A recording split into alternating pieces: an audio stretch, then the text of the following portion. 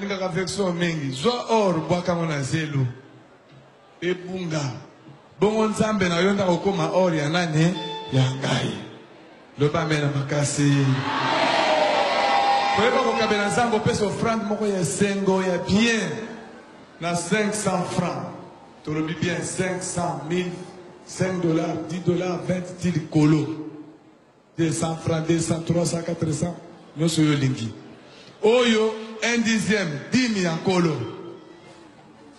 Alors moi nzambe nazana besoin bato bakoko ya kozwa enveloppe ya $100 50 20 10 enveloppe yango yo fungolo tshena kati okangi awa okomi likambo na yo ya munene na sima wa okomi kombo mais biso tobana ko rappeler na nzambe moto apesi $50 a dit combien? $5,000.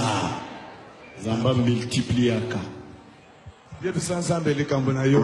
Hallelujah. Lebete nzambe yo lo bagete.